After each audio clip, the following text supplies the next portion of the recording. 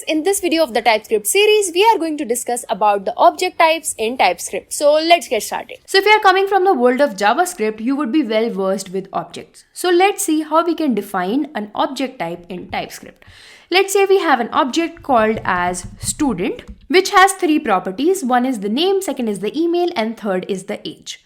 Now for defining the type of an object, what we are going to do is we simply put a colon and after that we put a curly braces, and within this curly braces we need to define what all properties this student is going to have. So first one is going to be a name, which is a string. You can either put a comma or a semicolon over here. That does not really create a problem. Second is going to be an email, which is again going to be a string, and the third one is going to be the age, which is going to be number.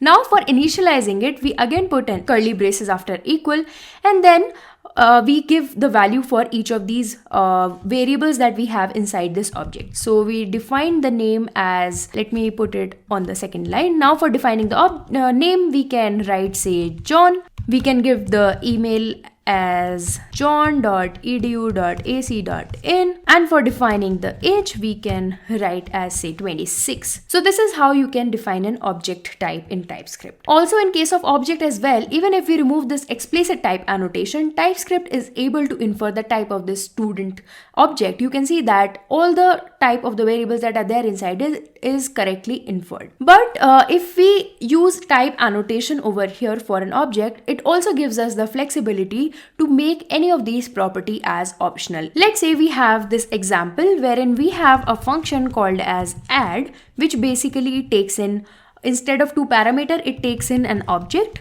which contains two values, x, which is a number, and y, which is a number, and in return what it gives is the sum of these two. So in return we can access the values inside this object as numbers.x and add it to numbers.y. Now I can use this function anywhere, so I will simply call this with two values.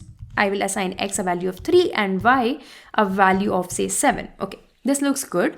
Now in case we want to make any of these property as optional, what we can do is we can simply put a question mark before the colon, and then I can remove this x from here. So even if it's not there, it's not giving me any error. But if you observe one thing, we are getting a red line over here. So let's hover on this and see what is the problem.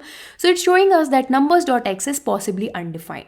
So TypeScript is acting really very smart over here. In JavaScript, if you try to access a property which does not exist, it instead gives you a value that is equal to undefined rather than giving you a runtime error. But in TypeScript, it helps you to avoid these sort of errors. So in TypeScript, in order to deal with such scenarios, what you need to do is you have to write if numbers.x is not equal to undefined, then in only those cases you want to make this return. Otherwise, in the else, you can say return something which is not really related to the numbers.x property. So you can simply return numbers.y. So this is how object types behave in TypeScript. Though we don't use this object type in our day-to-day code, we rather prefer to use type aliases and interfaces in our project, which we are going to soon see in our upcoming videos.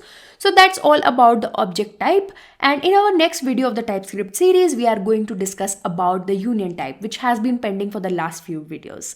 So if you found this video helpful, do hit the subscribe button and see you in the next one.